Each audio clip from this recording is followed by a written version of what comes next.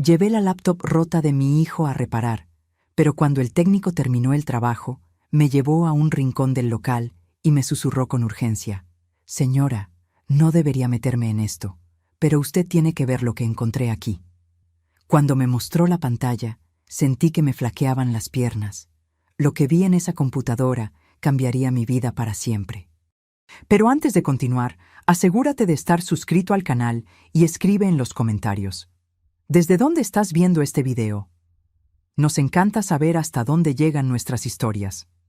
Me llamo Patricia, tengo 58 años y siempre me consideré una madre presente.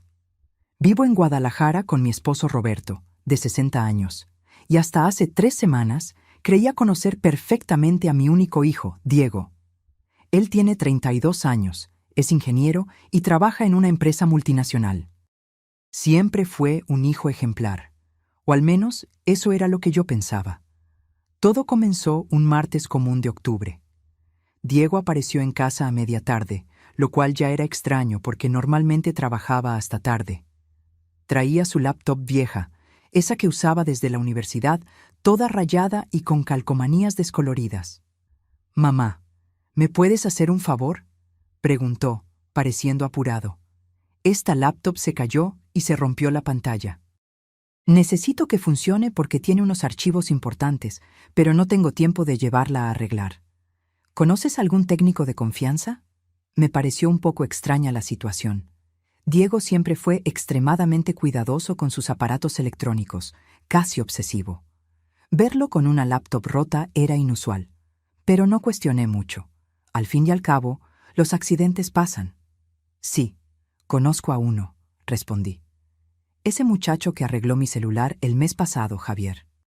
Tiene un localito cerca del mercado. Dicen que es muy bueno y honesto». Diego pareció dudar por un momento. «¿Estás segura de que es confiable? Es que hay documentos de trabajo confidenciales aquí, ¿entiendes?». «Claro que sí, hijo. Javier es súper profesional.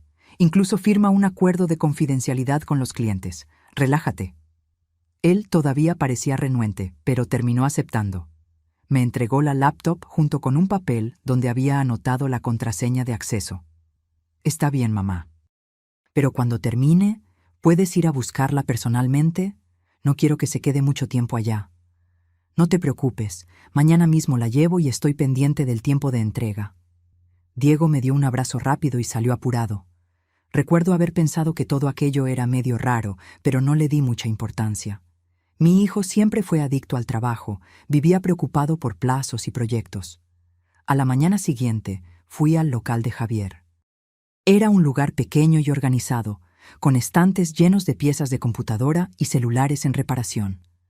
Javier me recibió con una sonrisa amable. Tenía unos 28 años, usaba lentes y tenía esa actitud tranquila de quien realmente sabe lo que hace. «Doña Patricia, qué bueno verla de nuevo. ¿En qué puedo ayudarla?». Le expliqué la situación de la laptop de Diego. Javier examinó el aparato con cuidado, anotando el modelo y el problema. «La pantalla sí está bien dañada», observó. «Pero por lo que veo, el resto está intacto. Voy a necesitar pedir una pantalla nueva, pero puedo resolverlo en unos 3 días hábiles». «Perfecto. ¿En cuánto me va a salir?». Me dio un presupuesto razonable y autoricé el servicio. Le di el papel con la contraseña que Diego me había dado, explicándole que necesitaría probar el equipo después de la reparación. «Sin problemas, doña Patricia. Le llamo en cuanto esté lista». Regresé a casa y le avisé a Diego por mensaje que la laptop estaba con el técnico. Él respondió rápidamente: «Ok, mamá, gracias. Avísame cuando quede lista». Los días siguientes fueron normales. Roberto y yo aprovechamos para hacer algunas reparaciones en la casa, cosas sencillas que veníamos posponiendo. Diego llamaba de vez en cuando para saber si la laptop estaba lista, siempre con ese tono de urgencia en la voz. El viernes por la tarde sonó mi celular. Era Javier. «Doña Patricia, la laptop está lista. ¿Puede venir a buscarla?». «Qué bueno. Paso por ahí en 1 hora». Agarré mi bolsa y manejé hasta el local. Cuando llegué, Javier estaba solo. Me saludó, pero noté algo diferente en su expresión. Parecía... ¿preocupado? ¿Incómodo? La reparación quedó perfecta. dijo mostrándome la laptop con la pantalla nueva. Probé todo. Está funcionando perfectamente. De maravilla. ¿Cuánto fue entonces? Fue en ese momento que todo cambió.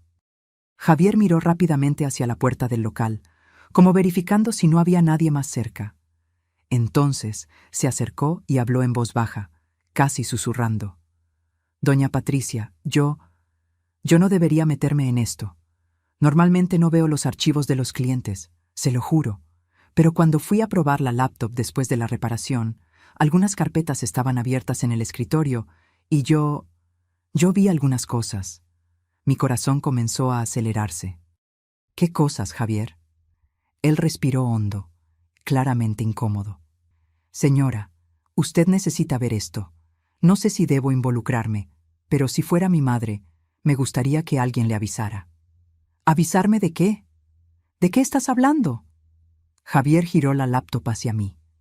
La pantalla mostraba una carpeta abierta con el nombre Proyecto Atlas, confidencial.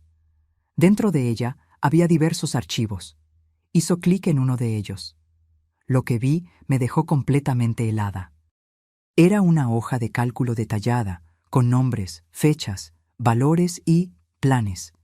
Planes minuciosos, involucrando a mi esposo Roberto y a mí.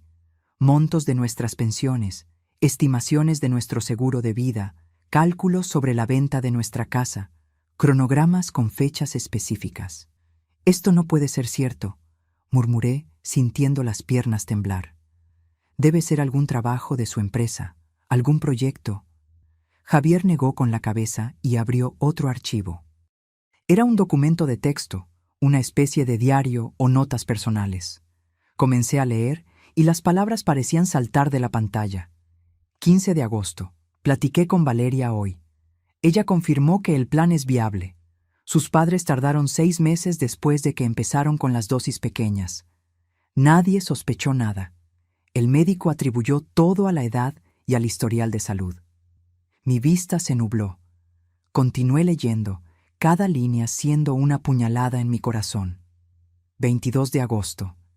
Necesito ser más cuidadoso. Mi mamá es demasiado observadora. Voy a empezar despacio, como sugirió Valeria. Primero papá, que es menos atento. Mamá solo después, cuando ya estemos más cerca del objetivo. 3 de septiembre. Primera dosis administrada en el desayuno de papá. Él no notó nada. Valeria dijo que los síntomas solo aparecen después de algunas semanas. Parecen cosas naturales de la edad. Cansancio, olvidos, mareos. Tuve que apoyarme en el mostrador. Javier me sostuvo del brazo preocupado. ¿Está bien, señora? ¿Quiere sentarse? ¿Quiere agua? No pude responder. Continué leyendo, hipnotizada por el horror de aquellas palabras. Mi propio hijo, documentando fríamente un plan para envenenarnos, para matarnos. Señora, dijo Javier suavemente, hay más, mucho más. Hay mensajes de texto exportados, correos, fotos de documentos. Él estaba planeando todo con el más mínimo detalle. Abrió otra carpeta. Ahí estaban las capturas de pantalla de conversaciones entre Diego y alguien llamada Valeria. Los mensajes eran técnicos, fríos, calculadores. Discutían dosis, síntomas, cómo hacer que pareciera natural, cómo evitar sospechas. Sentí náuseas subiendo por la garganta. Corrí al baño del local y vomité. Cuando regresé, pálida y temblando, Javier me había preparado un vaso de agua. Lo siento mucho, doña Patricia. Siento mucho de verdad que tenga que ver esto. Pero usted necesitaba saberlo.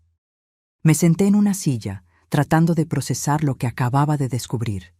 Mi hijo Diego, mi único hijo, al que cargué 9 meses, al que amamanté, al que crié con todo amor y dedicación, estaba planeando asesinar a su padre y a mí por dinero. ¿Estás seguro de que esto es real? Pregunté, aún buscando alguna explicación racional. Puede ser un trabajo de ficción, algún proyecto creativo. Javier negó con la cabeza. Doña Patricia, revisé las fechas. Algunas de estas notas son de hace semanas. Y hay comprobantes aquí, facturas de compras en línea de sustancias químicas. Tiene hasta notas sobre los horarios en que usted y su esposo desayunan, comen y cenan. Esto no es ficción. La realidad cayó sobre mí como una cubetada de agua fría. Era real.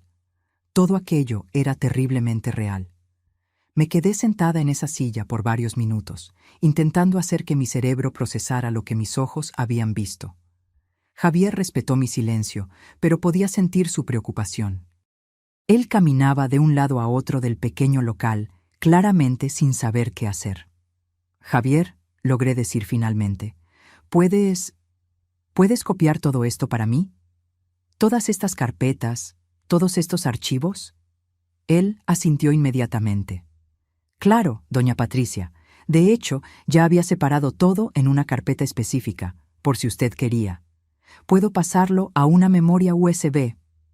Mientras él trabajaba copiando los archivos, mi mente corría en 1000 direcciones diferentes. ¿Cómo era posible esto? ¿Cómo mi Diego, que siempre fue tan cariñoso, tan atento, podría estar planeando algo tan monstruoso? Recordé todas las veces en las últimas semanas en que había aparecido en casa sin avisar. «Solo pasé a saludar», decía. Siempre ofreciendo ayuda en la cocina, siempre queriendo prepararle el café a su papá, siempre siendo demasiado servicial. Dios mío, todo aquello había sido parte del plan. «Listo», dijo Javier, entregándome la memoria USB. «Está todo aquí». «Doña Patricia, usted necesita ir a la policía, al Ministerio Público. Esto es muy serio». Tomé la USB con manos temblorosas y la guardé en mi bolsa. «Sí, lo sé, pero primero necesito hablar con mi esposo. Él tiene que saber». «¿Está segura de que quiere volver a casa? ¿Y si su hijo aparece allá?» La pregunta me heló la sangre. Diego tenía llave de la casa. Podía aparecer en cualquier momento. ¿Y si él sospechaba que habíamos descubierto algo? «La laptop», dije de repente. «Diego va a querer la laptop de vuelta. Si no la llevo, va a desconfiar». Javier pensó por un momento. «Tengo una idea. Voy a restaurar la laptop exactamente como estaba antes de que yo abriera esas carpetas. Voy a borrar hasta el historial de navegación y los registros de acceso. Así él no va a saber que alguien vio algo. ¿Puedes hacer eso?» «Sí puedo. Deme unos 15 minutos». Mientras Javier trabajaba, me senté nuevamente e intenté organizar mis pensamientos. Necesitaba ser inteligente. Si Diego descubría que sabíamos algo, podría acelerar sus planes o intentar algo inmediato. Saqué mi celular y le mandé un mensaje a Roberto. «Amor, necesito hablar contigo con urgencia cuando llegues a casa. Es muy importante. No hables con nadie sobre esto, ni con Diego si te llama». Roberto respondió casi inmediatamente. «¿Está todo bien? Me estás preocupando». «Estoy bien, pero es serio. Te cuento cuando llegue». 15 minutos después, Javier me entregó la laptop. «Listo. Está exactamente como la encontré cuando la encendí por primera vez. Él no va a desconfiar de nada». Pagué por la reparación y le agradecí profundamente. «Javier, gracias. Gracias, de verdad. Tú nos salvaste la vida». Él puso su mano en mi hombro. «¿Va a estar bien, doña Patricia? ¿Quiere que le llame a alguien?» «No, voy a estar bien. Necesito irme ahora». El viaje de regreso a casa fue borroso.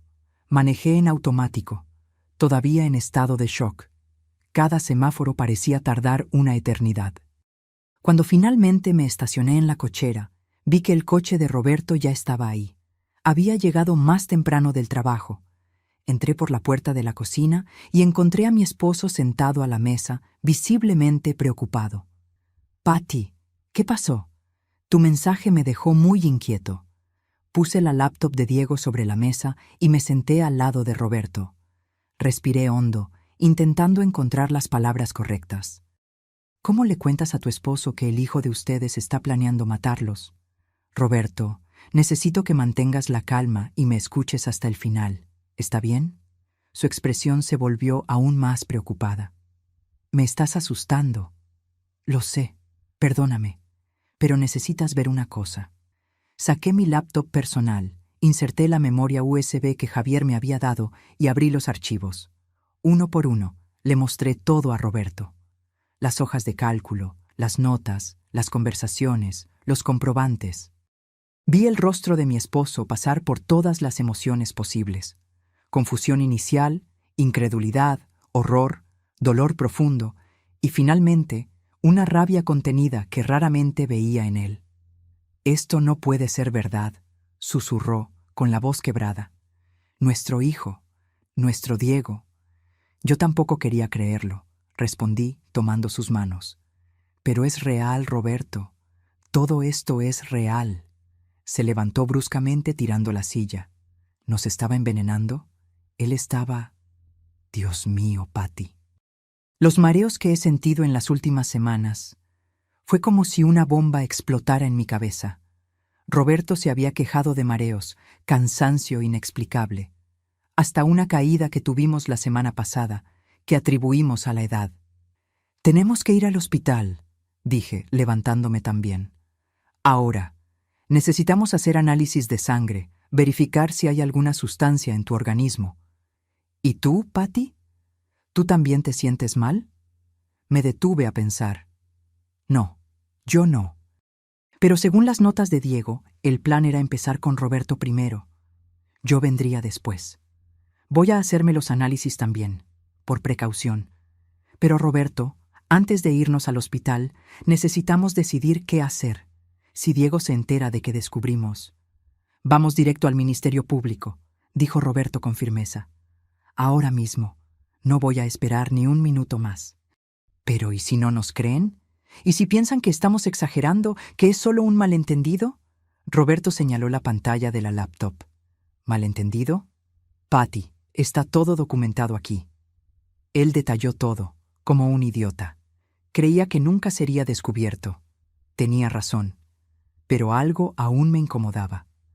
«Roberto, ¿quién es esa Valeria que aparece en los mensajes?» Ella habla como si ya hubiera hecho esto antes. Volvimos a los archivos y comenzamos a buscar más información sobre ella. Encontramos fotos, conversaciones, hasta una dirección. Valeria Fernández, 29 años, novia de Diego desde hace 8 meses. 8 meses, murmuré. Está con ella hace 8 meses y nunca nos la presentó. En las conversaciones quedaba claro que Valeria era la mente detrás de todo. Ella sugería los métodos, ella calmaba a Diego cuando él mostraba dudas, ella planeaba cada detalle. En un mensaje particularmente impactante, ella escribía: «Amor, yo sé que es difícil al principio. Fue difícil para mí también cuando lo hice con mis papás. Pero después vas a ver que fue la mejor decisión. Piensa en nuestra vida después, con toda esa lana. Vamos a poder viajar por el mundo, comprar esa casa que sueñas. Vale la pena». «Ella mató a sus propios padres», dijo Roberto, con horror evidente en la voz. «Y le está enseñando a nuestro hijo a hacer lo mismo». Buscamos más información sobre Valeria Fernández en línea. Encontramos noticias antiguas de un periódico de Puerto Vallarta sobre la muerte misteriosa de una pareja, Héctor y Silvia Fernández, hace 3 años. La policía había investigado, pero archivó el caso por falta de pruebas. La única hija de la pareja, Valeria, heredó todo: una casa de alto nivel, inversiones, un departamento en la playa. «Ella ya hizo esto antes», dije, sintiendo un escalofrío recorrer mi espalda. «Y salió impune. Ahora está usando a nuestro hijo para hacerlo de nuevo». Roberto estaba visiblemente afectado. Caminó hasta la ventana y se quedó mirando hacia afuera, con las manos temblando. ¿Cómo se involucró nuestro hijo con una persona así? ¿Cómo no nos dimos cuenta? Esa era la pregunta que más me atormentaba. ¿Dónde nos habíamos equivocado como padres? ¿Qué señales dejamos pasar? «No tenemos tiempo para esto ahora», dije tratando de mantenerme enfocada. «Necesitamos actuar. Voy a llamar a la policía». Pero antes de que pudiera tomar el teléfono, oímos el sonido inconfundible de una llave en la cerradura de la puerta principal. Diego estaba llegando. Roberto y yo intercambiamos miradas aterrorizadas. En un movimiento rápido, cerré todos los archivos de la laptop y arranqué la USB, tirándola dentro de mi bolsa. Roberto enderezó la silla que había tirado. «Actúa normal», le susurré. «No puede sospechar nada». Diego entró a la sala con una sonrisa en el rostro. Usaba esa camisa de vestir azul que yo misma le había planchado la semana pasada. Parecía tan normal, tan común.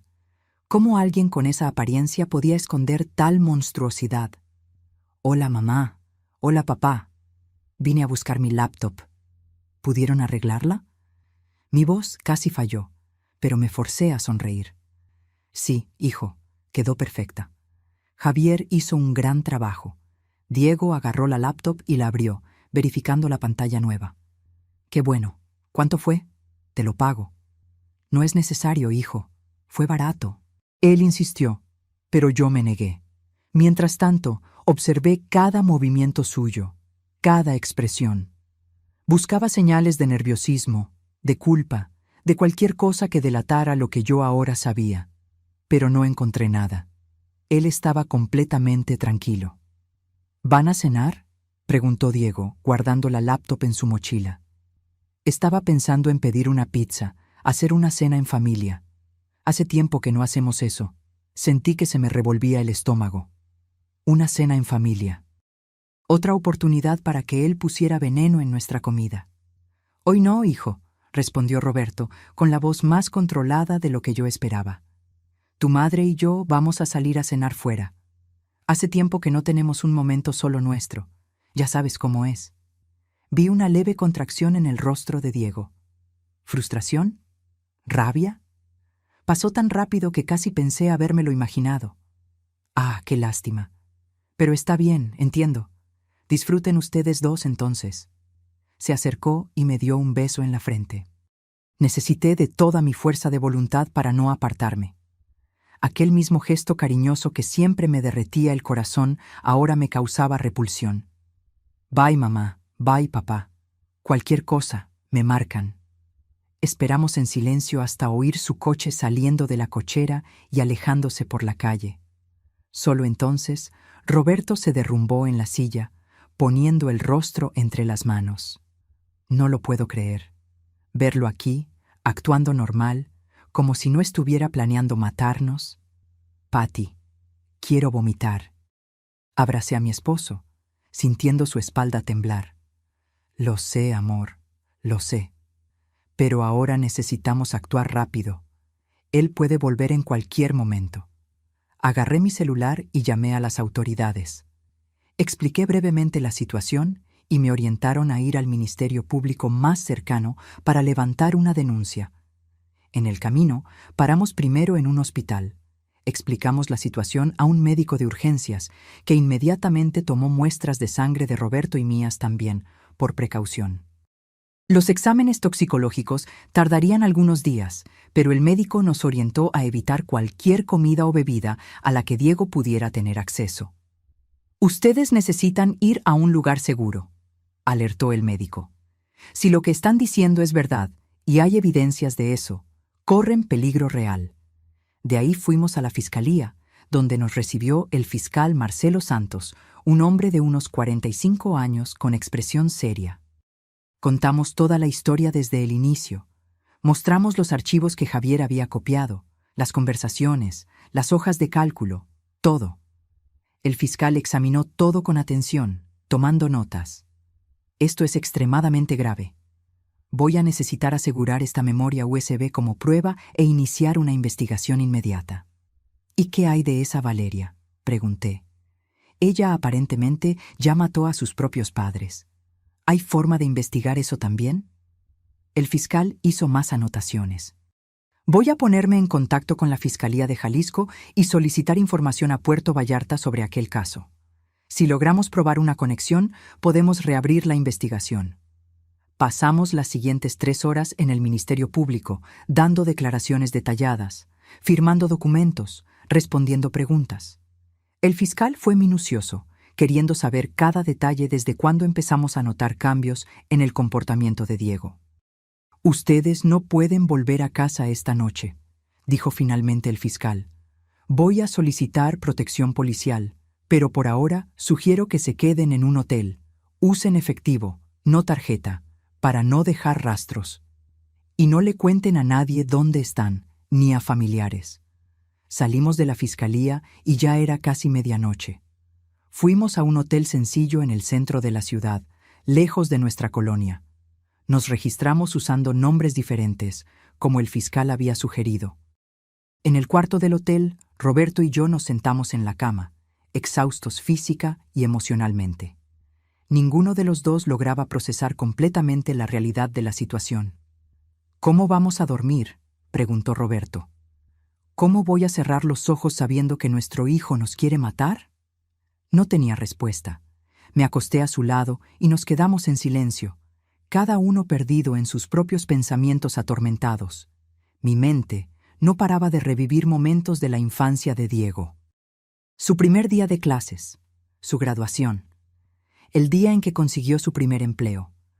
Cuando tenía 10 años y se rompió el brazo andando en bicicleta, recuerdo cómo lloró en mi regazo en el hospital. Yo me juré a mí misma que siempre lo protegería de cualquier mal. Ahora era de él de quien necesitábamos protegernos. Mi celular vibró. Era un mensaje de Diego. «Mamá, ¿dónde están? Pasé a la casa y no hay nadie. Estoy preocupado». Le mostré el mensaje a Roberto. «¿Qué le respondo?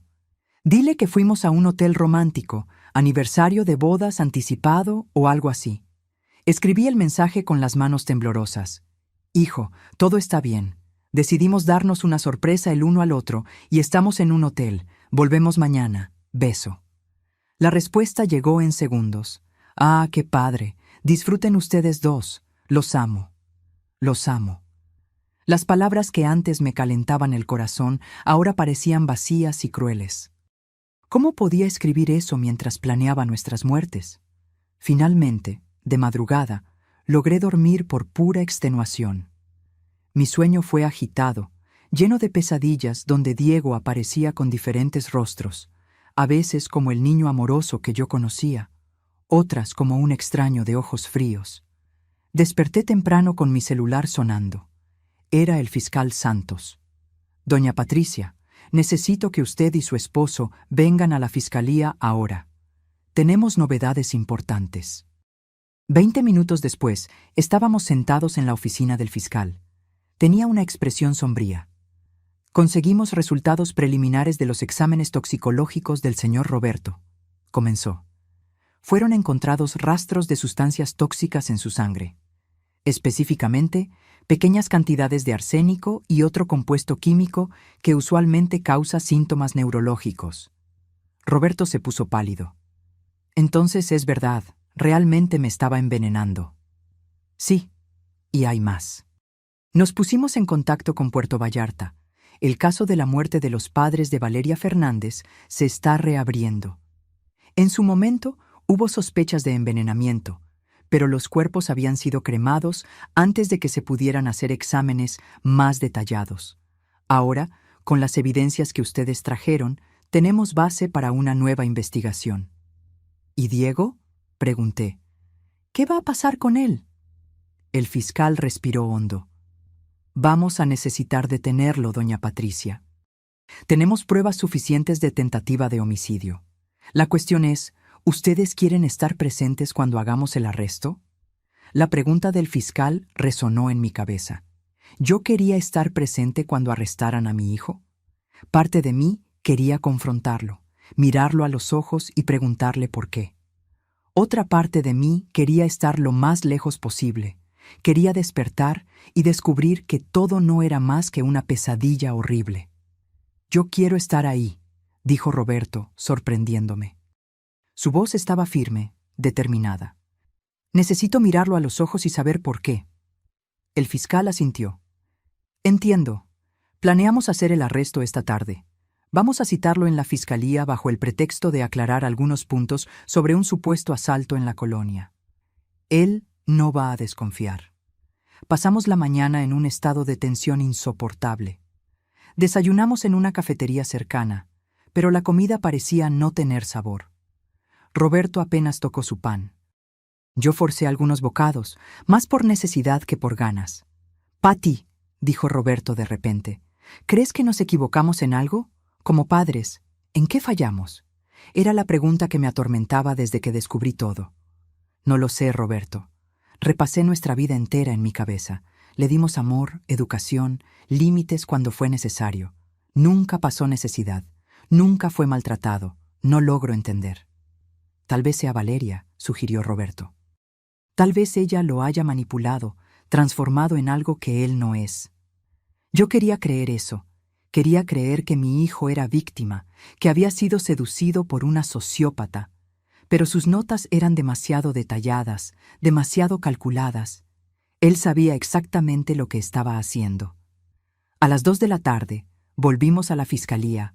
El fiscal Santos nos llevó a una sala de observación con un espejo falso, cámara de Gesell. Desde ahí, podríamos ver la sala de interrogatorios sin ser vistos.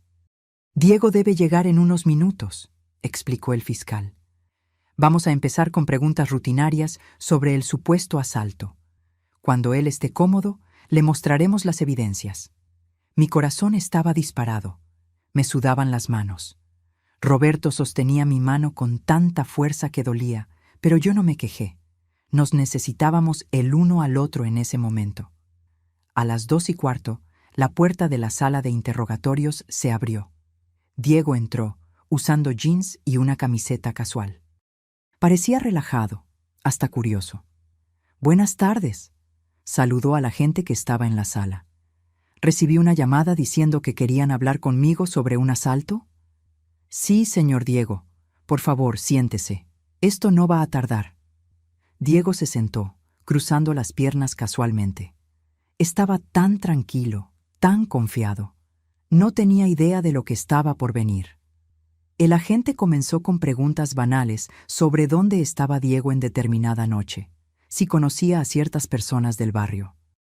Diego respondía con paciencia, creyendo todo medio extraño, pero no desconfiaba. Entonces, el agente cambió de táctica. «Señor Diego, ¿usted conoce a una persona llamada Valeria Fernández?» Vi el cuerpo de Diego ponerse tenso por una fracción de segundo antes de recomponerse. «Sí la conozco. Es mi novia». «¿Por qué? ¿Hace cuánto tiempo están juntos?» «Unos 8 meses. ¿Pero qué tiene que ver eso con un asalto?» El agente ignoró la pregunta. «¿Usted tiene una laptop, correcto? ¿Una laptop vieja que recientemente fue a reparación?» La expresión de Diego cambió. Primero confusión, después el inicio de una preocupación. «Sí, tengo. Mi mamá la llevó a arreglar. Pero no entiendo». El técnico que arregló su laptop encontró algunos archivos interesantes, señor Diego. Archivos que sugieren que usted está planeando asesinar a sus propios padres. El silencio que siguió fue ensordecedor. Diego se quedó completamente inmóvil, el color huyendo de su rostro. Por largos segundos no dijo nada. Apenas miró a la gente con los ojos muy abiertos. Eso es ridículo», logró decir finalmente, pero su voz estaba débil. «Debe haber algún error». El agente puso una carpeta sobre la mesa y comenzó a sacar hojas de adentro. Impresiones de los archivos que Javier había copiado. Las hojas de cálculo, las conversaciones, las notas detalladas. «Esta es su laptop, ¿no es así? ¿Esta es su contraseña de acceso? ¿Estos son sus archivos?» Diego miró los papeles y vi el momento exacto en que se dio cuenta de que estaba acabado. Su rostro pasó de pálido a gris. Sus manos comenzaron a temblar. Yo puedo explicar». «Por favor, explique entonces. Explique las hojas de cálculo detallando el valor del seguro de vida de sus padres. Explique las notas sobre dosis de veneno. Explique las conversaciones con su novia sobre cómo hacer parecer una muerte natural». Diego cerró los ojos. Cuando los abrió nuevamente, había lágrimas en ellos. «Ustedes no entienden. Valeria, ella me convenció. Dijo que era la única forma de tener una vida mejor. Ella ya lo había hecho antes. Dijo que era fácil, que nadie descubriría. ¿Entonces usted admite que estaba planeando asesinar a sus padres?» Un largo silencio. Entonces, casi en un susurro: «Sí». Sentí mis piernas flaquear. Oír aquella confirmación, aun sabiendo ya la verdad, fue como recibir un golpe en el estómago. Roberto a mi lado dejó escapar un sollozo ahogado. ¿Y usted ya había comenzado a ejecutar ese plan? ¿Ya había administrado sustancias tóxicas a su padre? Diego bajó la cabeza. Sí. Pequeñas dosis en el desayuno. Valeria dijo que tardaría algunos meses, que parecería natural. Su padre podría haber muerto, señor Diego. Podría haber sufrido daños permanentes. ¿Usted tiene noción de la gravedad de lo que hizo? Las lágrimas de Diego ahora corrían libremente por su rostro. Lo sé y yo... Dios, ¿qué hice? ¿En qué me convertí? El agente hizo una señal, y 2 policías entraron a la sala. Diego Méndez, queda usted detenido por tentativa de homicidio calificado. Tiene derecho a guardar silencio. Todo lo que diga puede ser usado en su contra. Mientras leían sus derechos, Diego miró alrededor de la sala, como si buscara una salida. Sus ojos pasaron por el espejo falso, y por un momento irracional pensé que podía verme. Mi mamá, dijo de repente interrumpiendo a la gente. Mi papá. ¿Ellos saben? Ellos saben todo. De hecho, están aquí. Diego se puso lívido. No, por favor, no. Necesito hablar con ellos. Necesito explicar. Creo que ya explicó lo suficiente, señor Diego. Cuando le pusieron las esposas, algo dentro de mí se rompió. Ver a mi hijo así, esposado como un criminal común, fue un dolor que yo no sabía que existía. Roberto me sostuvo mientras yo rompía en llanto. El fiscal Santos entró a la sala de observación. ¿Ustedes quieren hablar con él? Miré a Roberto. Él negó con la cabeza. Todavía no. No puedo. Todavía no. Entiendo. Será transferido al reclusorio hoy mismo. Valeria Fernández también será detenida. Encontramos evidencias suficientes para acusarla no solo de complicidad en este caso, sino también de homicidio en el caso de sus padres. Los días siguientes pasaron en una neblina surrealista. Roberto y yo volvimos a casa, pero la casa no parecía la misma. Cada habitación guardaba recuerdos que ahora estaban manchados por la traición. La cocina donde Diego nos envenenó. La sala donde se sentaba y platicaba con nosotros, fingiendo preocupación. Su cuarto, por cuya puerta yo no podía ni pasar. Los resultados completos de los análisis de Roberto llegaron. Además del arsénico, había rastros de otros 2 compuestos tóxicos. El médico explicó que, si hubiera continuado siendo envenenado por más semanas, Roberto probablemente habría sufrido daños permanentes en el hígado y los riñones. Posiblemente hasta una falla orgánica. Tuvo suerte, dijo el médico. Mucha, mucha suerte. Suerte. Qué palabra tan extraña para descubrir que tu hijo te quiere matar. La noticia se filtró a la prensa. De alguna forma, algún periodista descubrió la historia y pronto estábamos en todos los noticieros. Hijo planeaba asesinar padres por herencia. Ingeniero preso por tentativa de homicidio de sus propios padres. Novia lo convenció de matar a la familia. Nuestra casa fue sitiada por reporteros. Tuvimos que contratar seguridad privada solo para poder salir. Vecinos que antes nos saludaban, ahora nos miraban con una mezcla de lástima y curiosidad morbosa. Decidimos que no daríamos entrevistas. Nuestro dolor era nuestro, no entretenimiento público. Una semana después del arresto, recibimos una carta de Diego. El reclusorio la había enviado después de verificar que no contenía nada inadecuado. Roberto quiso tirarla a la basura sin leer, pero yo necesitaba saber qué tenía que decir. La carta era corta, escrita con la caligrafía familiar. Mamá y papá, sé que no merezco perdón. Sé que lo que hice es imperdonable. Pero necesito que sepan que me arrepiento profundamente. No fueron ustedes los que fallaron como padres. Fui yo quien falló como hijo. Valeria. Ella me manipuló. Me hizo creer que ustedes eran obstáculos para nuestra felicidad. Pero eso no es excusa. Yo sabía lo que estaba haciendo. Yo elegí hacerlo. Voy a pasar el resto de mi vida intentando entender cómo llegué a este punto. cómo me convertí en alguien capaz de planear la muerte de las dos personas que más me amaron en el mundo. Si pudiera volver atrás, si pudiera deshacer todo, pero no puedo.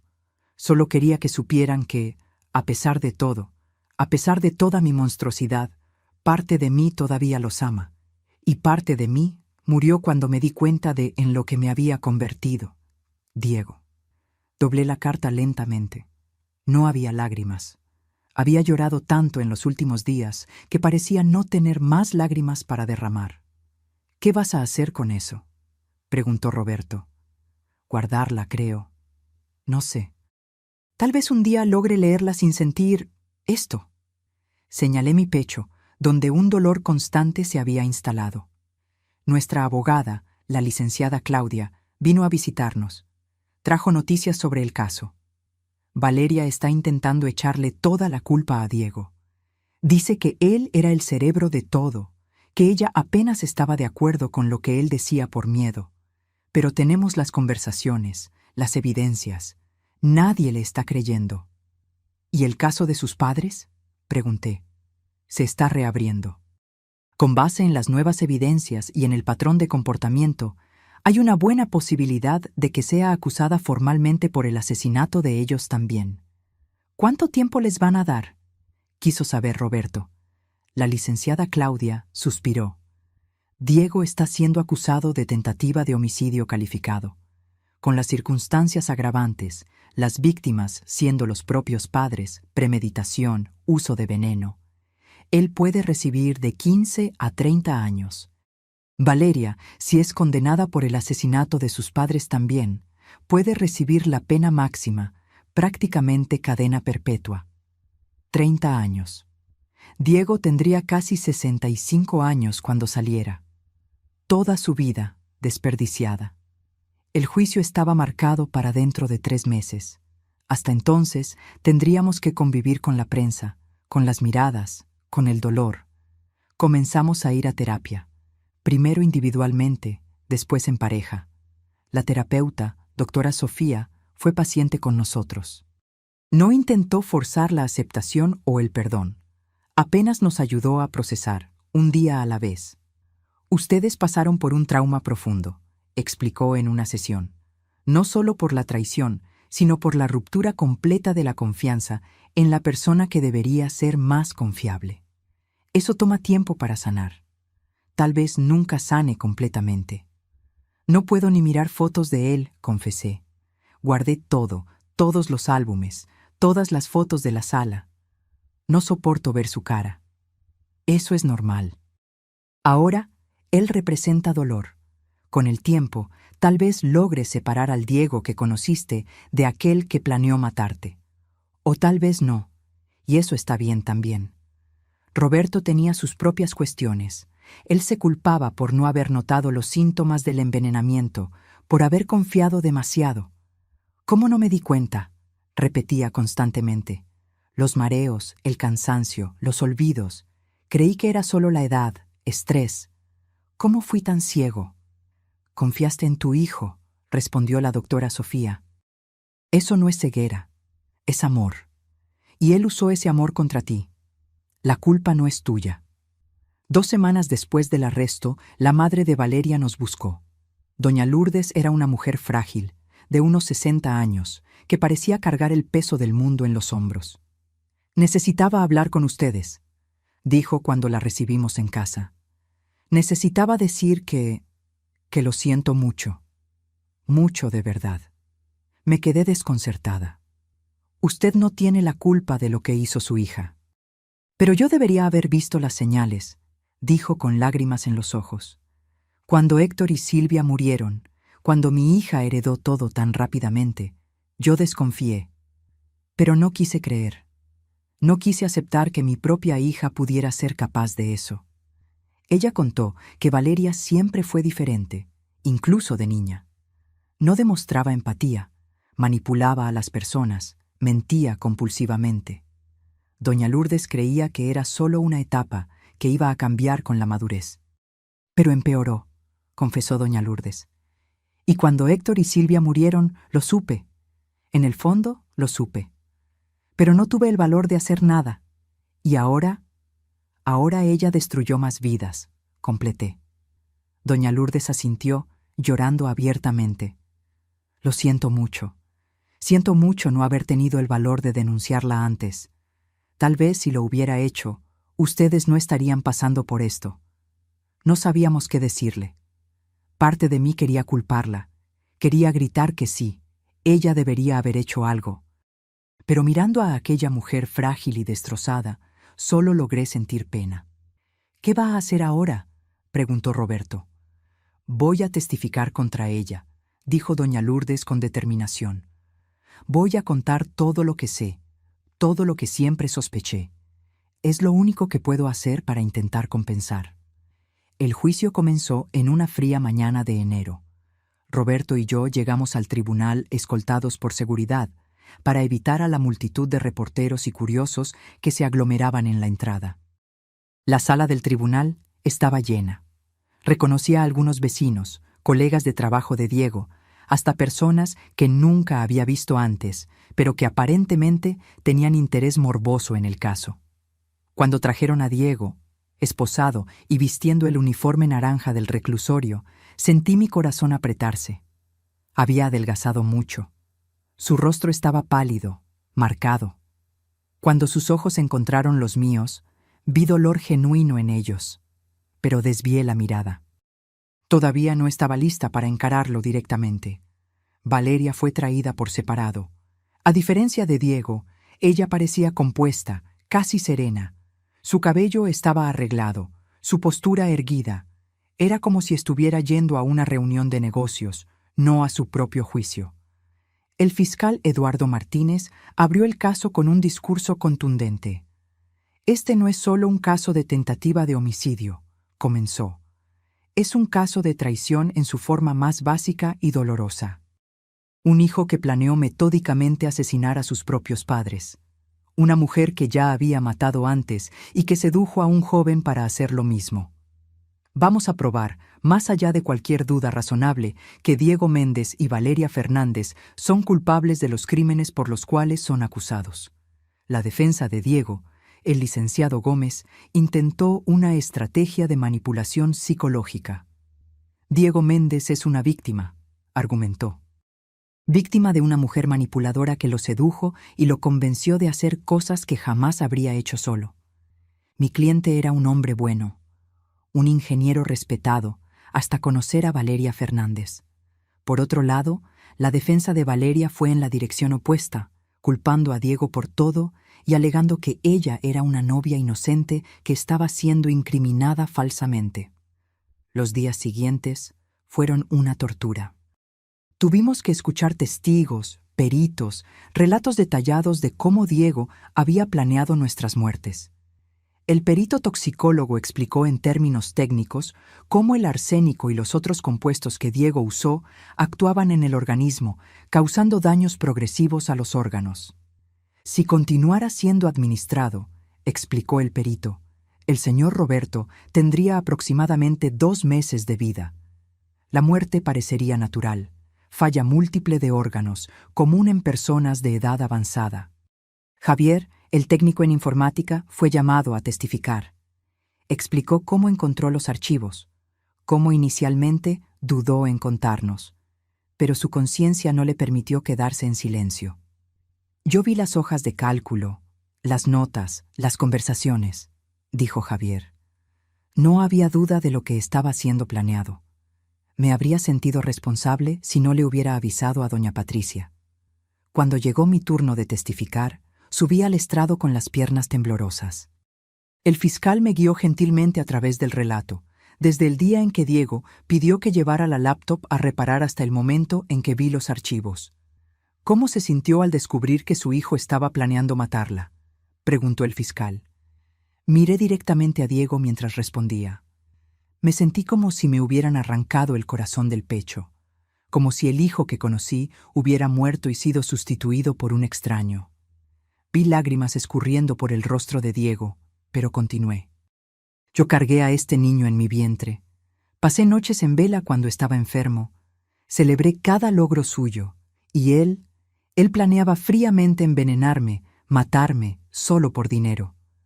El fiscal entonces me mostró algunas de las impresiones de los archivos. ¿Usted reconoce esto? Sí, son las hojas de cálculo que Diego hizo calculando el valor de nuestro seguro de vida, de la casa, de nuestros ahorros. ¿Y esto?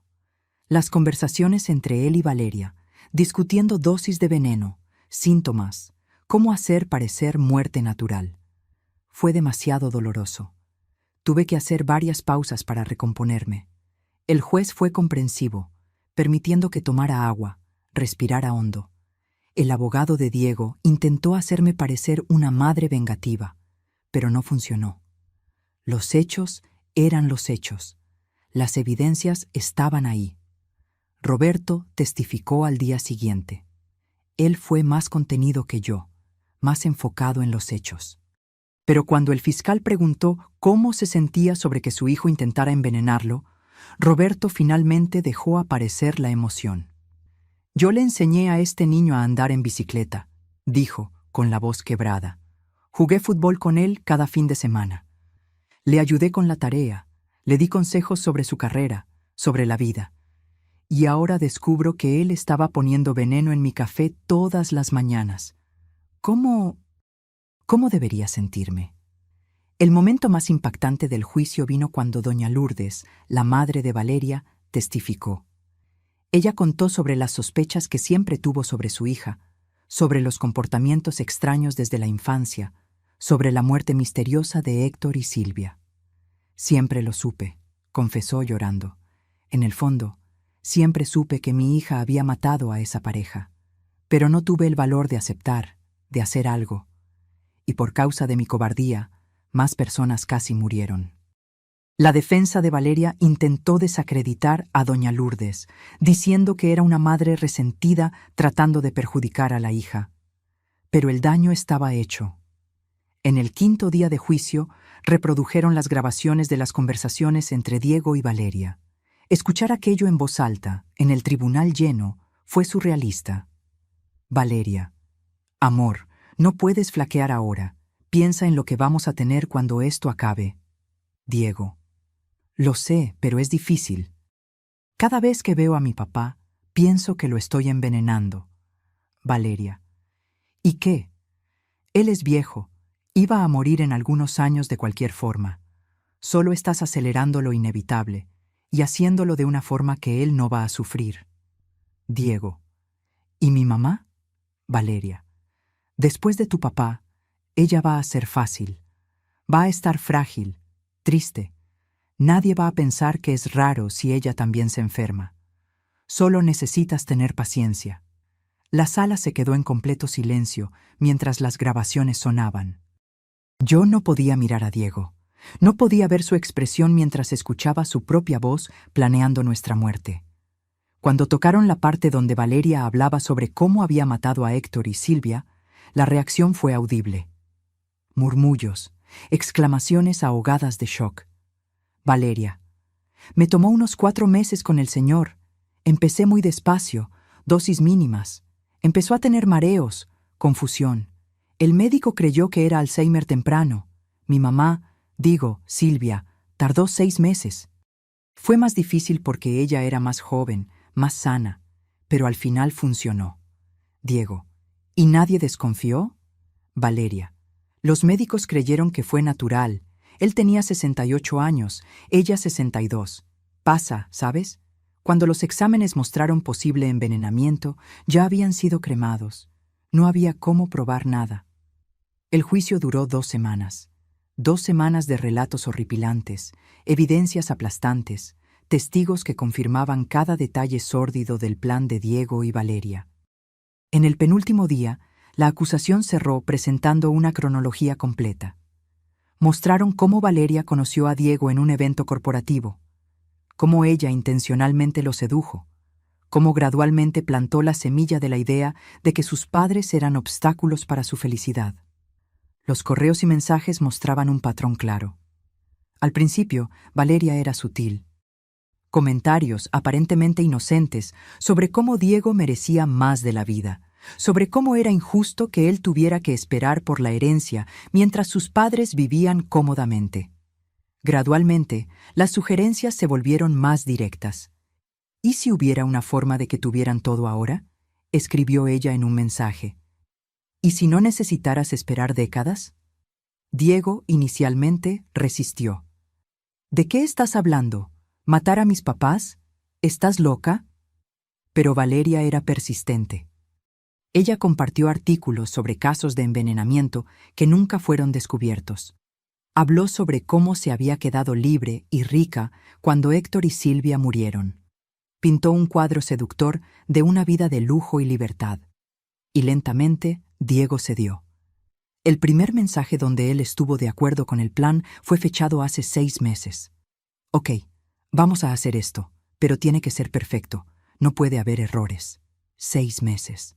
Él venía planeando matarnos desde hace 6 meses.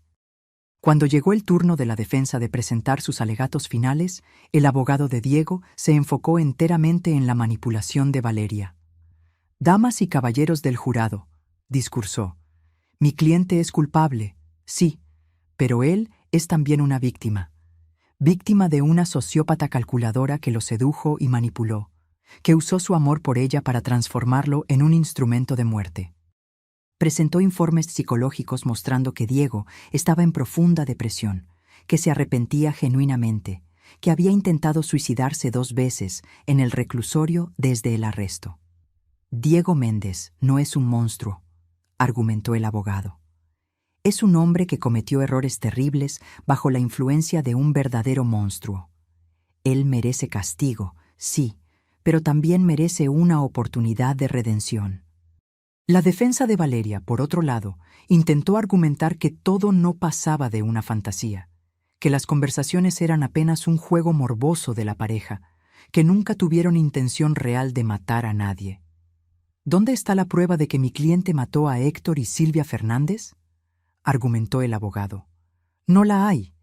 Solo especulación basada en conversaciones sacadas de contexto. Pero la acusación contra Valeria, en el caso de los Fernández, era fuerte. Testigos hablaron sobre cómo ella se había comportado de forma extraña durante la enfermedad de ellos, cómo estaba ansiosa por cremar los cuerpos antes de que pudieran hacerse exámenes más detallados, cómo comenzó a gastar la herencia antes incluso del funeral.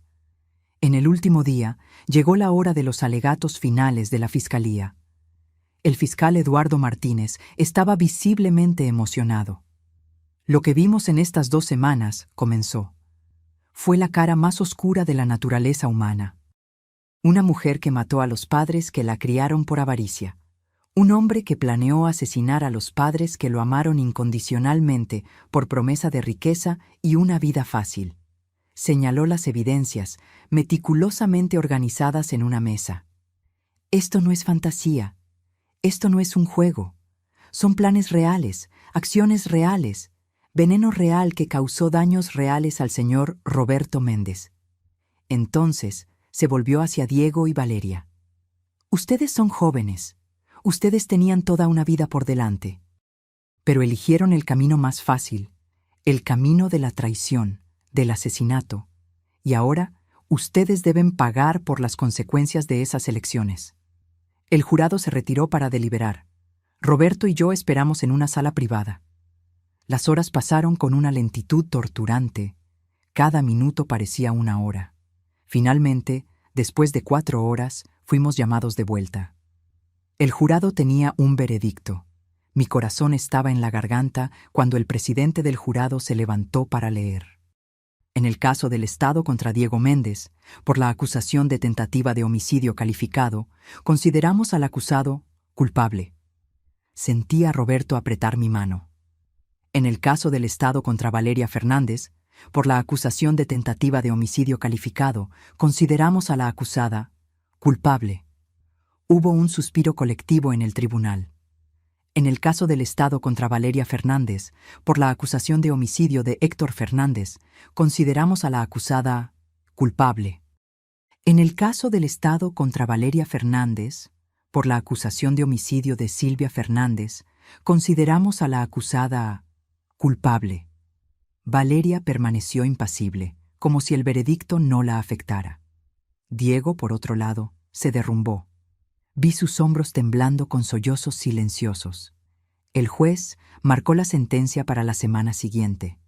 Cuando salimos del tribunal, fuimos rodeados por reporteros. Micrófonos fueron puestos en nuestros rostros, preguntas gritadas de todos lados. La seguridad nos escoltó hasta el coche. En casa, esa noche, Roberto y yo finalmente logramos respirar por primera vez en semanas. «Se acabó», dijo Roberto. Finalmente se acabó. Pero yo sabía que no era tan así. El juicio había terminado, sí, pero el proceso de curación, de aprender a vivir con esa cicatriz, ese iba a tomar mucho más tiempo. En la audiencia de sentencia, el juez fue directo al grano. «Diego Méndez», comenzó, «usted traicionó de la forma más fundamental posible a las dos personas que más lo amaron en este mundo.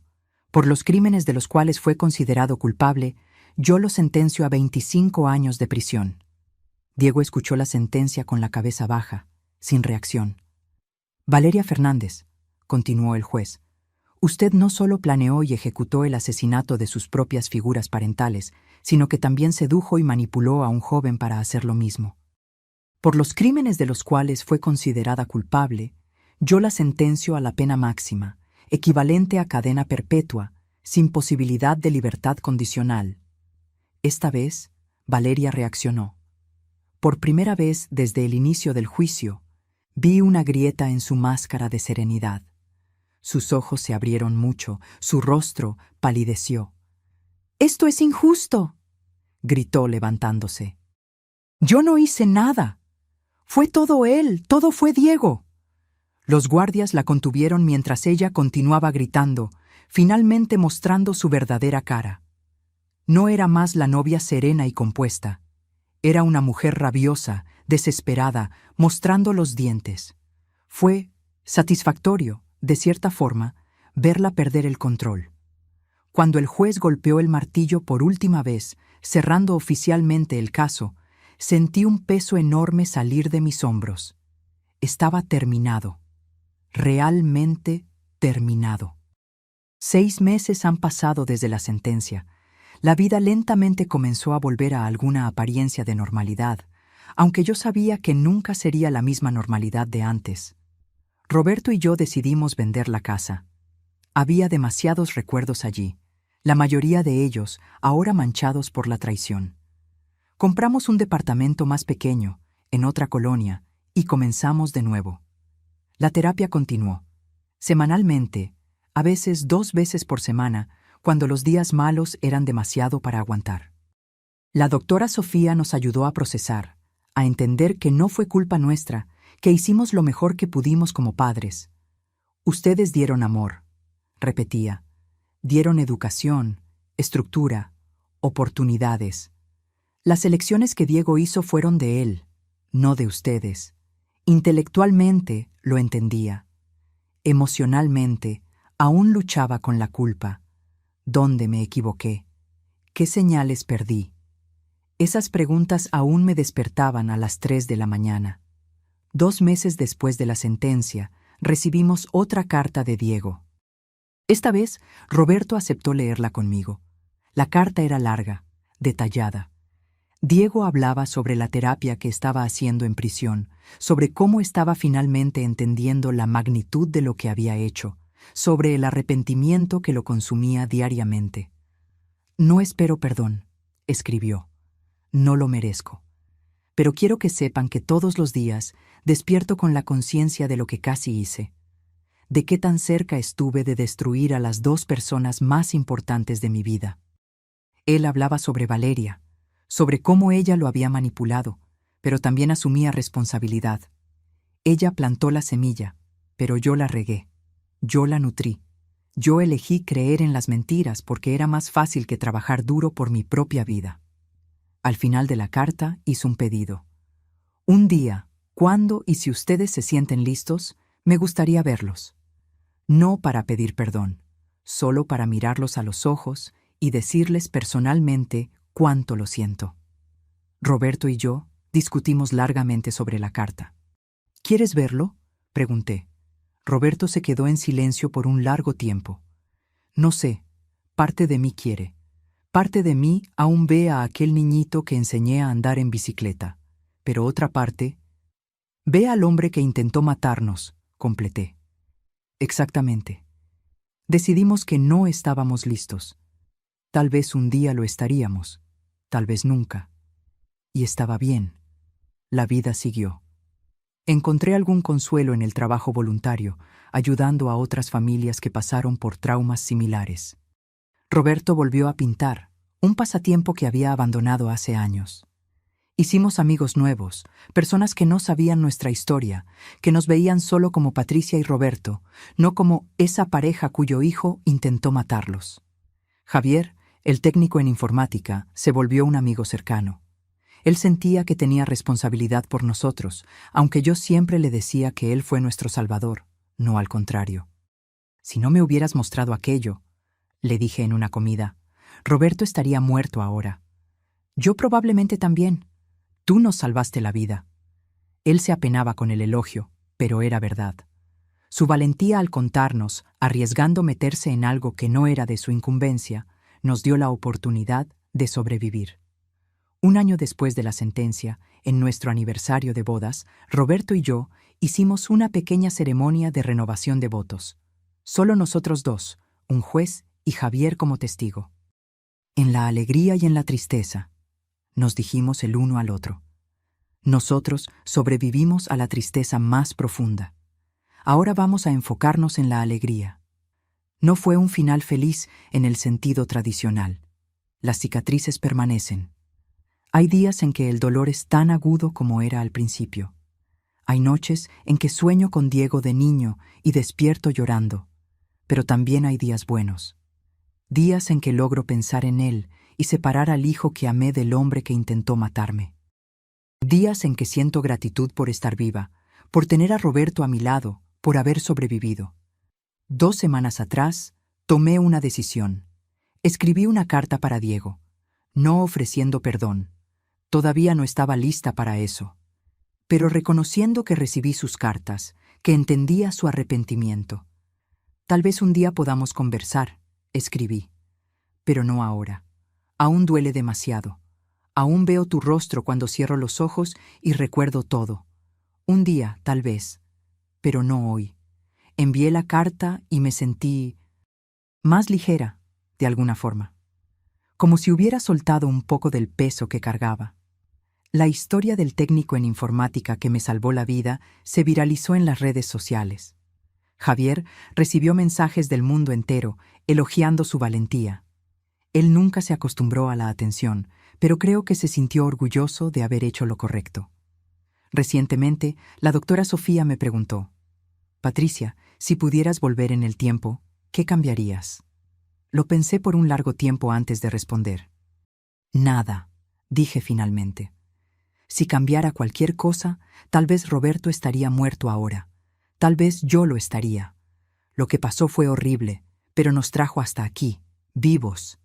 Y eso es lo que importa. Aprendí cosas sobre mí misma que nunca supe. Aprendí que soy más fuerte de lo que pensaba. Aprendí que puedo sobrevivir a lo impensable. Aprendí que el amor verdadero como el que Roberto y yo compartimos, puede resistir hasta la peor tormenta. Diego tendrá su oportunidad de redención si la elige. Es joven todavía. Cuando salga de prisión, aún tendrá tiempo para reconstruir, para intentar hacer algo bueno con el resto de su vida. Valeria probablemente morirá en prisión. Parte de mí siente pena por ella. Qué vida tan terrible debe haber llevado para convertirse en quien se convirtió. Pero la mayor parte siente justicia. En cuanto a nosotros, Roberto y yo estamos viviendo. No solo sobreviviendo, sino realmente viviendo. Viajamos. Reímos. Hacemos planes para el futuro. Las cicatrices están ahí, siempre estarán, pero ya no nos definen. Y cuando miro hacia atrás, a aquel día en el local de Javier cuando él giró la laptop hacia mí y cambió mi vida para siempre, siento gratitud. Gratitud porque él haya tenido valor. Gratitud por haber sobrevivido. Gratitud por cada día que tengo ahora. La vida es preciosa, frágil. Puede ser arrebatada tan fácilmente. Por enfermedad, accidente o por alguien en quien confías completamente. Pero también es resistente. Puede ser reconstruida. Puede encontrar significado incluso después de la peor destrucción. Y eso es lo que estoy haciendo. Reconstruyendo. Un día a la vez. Ahora, si te gustó esta historia, haz clic en suscribirse y dime en los comentarios qué parte te dejó con la boca abierta. Y no olvides convertirte en miembro para tener acceso a videos exclusivos que no subo aquí. Te espero allá.